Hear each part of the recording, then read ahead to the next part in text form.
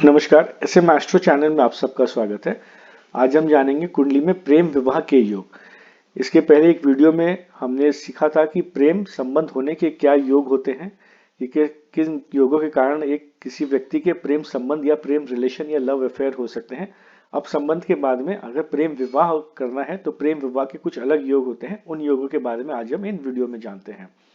तो सबसे पहले जो नियम है, हमें कोई भी रिलेशन ढूंढना है पांचवें और सातवें भाव के बीच में, हमारी लग्न चार्ट में और नवमांश चार्ट में, यानी कि D1 और D9 चार्ट दोनों में कोई संबंध पांचवें और सातवें भाव के स्वामी के बीच में बन रहा है कि नहीं, इसे हमें देखना है।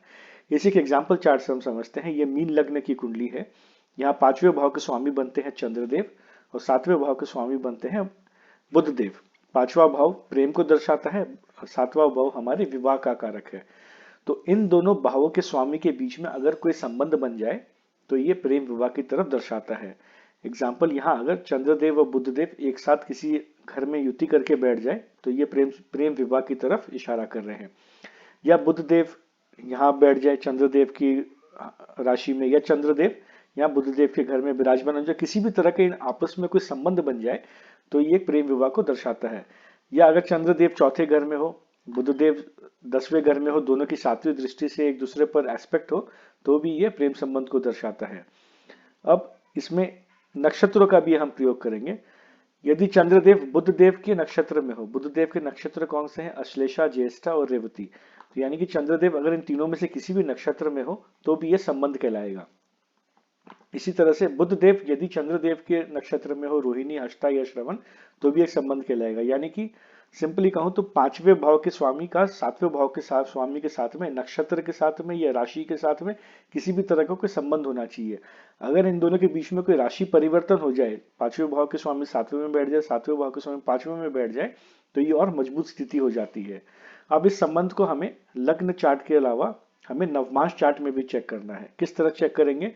याद रखें, पांचवें भाव के स्वामी या चंद्रदेव है, सातवें के बुधदेव है।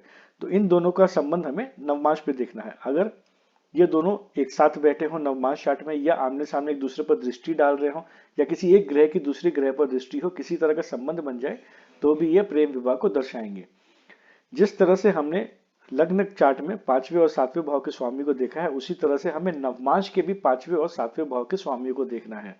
यदि इस नवमांश चार्ट का एक समझे एग्जाम्पल, तो बृहस्पति देव और शुक्र देव यदि नवमांश चार्ट में एक साथ बैठे हो, या उनके बीच में कोई दृष्टि संबंध हो, या लग्न चार्ट में उनके बीच में कोई संबंध बन जाए, दोनों एक दूसरे को परस्पर दृष्टि से देखते हो, या साथ बैठे हो, या एक दूसरे के नक्षत्र में हो, किसी भी तरह का इनके बीच में संबंध बन जाए, तो भी ये प्रेम विवाह की तरफ एक योग बनता है।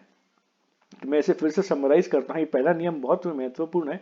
अधिकतर चार्ट्स में आपको ये अप्लाई होता हुआ नजर आएगा। चाहे आप सेलिब्रिटीज की चार्ट देखें, चाहे अपने मित्रों के चार्ट देखें, फैमिली में किसी की भी चार्ट को देखें, इस नियम को आप लागू होता हुआ देखेंगे। यानी कि लग्न चार्ट में देखें, पांचवें और सातवें भाव के स्वामी, इनके बीच में कोई संबंध या तो लग्न चार्ट में बन जाए या नवमांश चार्ट में बन जाए, तो ये प्रेम विवाह की तरफ एक योग बनता है। या नवमांश चार्ट के आप पांचवें और सातवें भाव के स्वामी के बीच में संबंध नवमांश चार्ट में देखें या लग्न चार्ट में देखें, तो भी ये प्रेम विवाह की तरफ दर्शाता है। इसके बाद हमारा दूसरा नियम है, कुंडली में मजबूत स्थिति में मंगल और शुक्र दोनों ही हो। मंगल हमारे काल पुरुष की कुंडली के पहले भाव के स्वामी है, यानी कि हम खुद हैं, और शुक्रदेव नेचुरल कारक हैं विवाह के और प्रेम विवाह के। तो मंगल और शुक्र यदि मजबूत स्थिति में हो, दोनों उच्च के हो, दोनों पर शुभ ग्रहों की दृष्टि हो, अशुभ प्रभाव ना हो, कोई नीच राशि में ना हो, अच्छे भाव में बैठे हो, त्रिकोण में हो, केंद्र में हो, इस तरह से वो मजबूत स्थिति में हो, अपने मित्र राशि में हो, मित्रों के साथ हो, तो ये एक प्रेम विवाह की तरफ एक योग बनता है। इसके बाद हमें संबंध देखना है पहले और सातवें भाव के स्वामी के बीच में। जिस तरह से पांचवें और सातवें भाव के स्वामी के बीच में संबंध देखा, उसी तरह से पहले और सातवें भाव के बीच में देखें। यदि पहले भाव के स्वामी सातवें में बैठ जाए, सातवें भाव के स्वामी पहले में बैठ जाए, या दोनों में राशि परिवर्तन हो जाए, राशि परिवर्तन हो जाए तो ये बहुत मजबूत स्थिति बन जाती है। लेकिन दो में से एक भी अगर कोई एक दूसरे के घर में बैठा हो तो भी एक अच्छी इंडिकेशन बनती है, या एक दूसरे के नक्षत्र में बैठे हो तो भी ये एक प्रेम विवाह का योग बनता है। इसे नवमांश चार्ट में मैंने बहुत ज्यादा प्रैक्टिकली अप्लाई होते हुए नहीं देखा है। नवमांश चार्ट में केवल मैंने पांचवें और सातवें भाव के स्वामी के संबंध का ही मैंने ज्यादा अपने एक्सपीरियंस में देखा है। लेकिन लग्न चार्ट में ही अगर पहले और सातवें भाव के स्वामी के बीच में कोई संबंध बन जाए तो भी ये इच्छा से होने वाली विवाह को दर्शाते हैं। उसके बाद यदि कुंडली में सूर्य और शुक्र देव का कोई युति हो, या सूर्य और मंगल देव की युति हो, या मंगल और शुक्र देव की कोई युति बनी हो, तो भी ये इच्छा से प्रेम विवाह की तरह दर्शाते हैं। कुंडली में किसी तरह से अगर तीसरे भाव के स्वामी का कोई संबंध पांचवें या सातवें भाव के स्वामी के साथ बन जाए, तो भी एक प्रेम विवाह की तरफ ये संबंध दर्शा सकते हैं। इस एग्जाम्पल में देखें, यदि चंद्रदेव और बुधदेव तीसरे भाव में ही युति बना ले, तो ये बहुत एक मजबूत स्थिति बन जाती है, क्योंकि तीसरा भाव हमारे पराक्रम का है, हमारी हिम्मत का है, हमारी एफर्ट का है, हमारी करेज का है। तो यानी कि अगर कोई संबंध में हम हैं, तो उसकी पूर्ति के लिए, उस प्रेम विवाह को की पूर्ति के लिए हम अपनी पूरी शक्ति लगा देंगे, पूरी हिम्मत लगा देंगे। तो तीसरे भाव के स्वामी का अगर कोई संबंध बनता है पांचवें या सातवें भाव के स्वामी के साथ में, तो भी एक प्रेम विवाह की तरफ ये एक कॉम्बिनेशन बनते हैं। जैसे इस एग्जाम्पल में शुक्रदेव हैं, यदि शुक्रदेव यहाँ आ जाए, इनके साथ में कोई युति बना लिया, इनके साथ कोई संबंध, किसी भी तरह का संबंध बन जाए, तो प्रेम विवाह होने की पॉसिबिलिटीज बहुत हाई हो जाती है। इसी तरह से 11वें भाव के स्वामी का भी रोल है। 11वां भाव हमारी आय का है, हमारी इच्छा पूर्ति का है। तो यानी कि इच्छा पूर्ति के घर के स्वामी का संबंध पांचवें भाव या सातवें भाव के स्वामी या दोनों के साथ बन जाए, तो एक मजबूत स्थिति बनती है प्रेम विवाह की तरफ, क्योंकि हमारी इसका मतलब है कि हम इच्छा से अपनी विवाह करना चाह रहे हैं, या हमारी इच्छा के अकॉर्डिंग हमारी विवाह होगी। तो ये कुछ कॉम्बिनेशंस है जिसको आप देखकर, बहुत सिंपल कॉम्बिनेशंस है जिसको आप कई चार्ट्स में अप्लाई होता हुआ देखेंगे।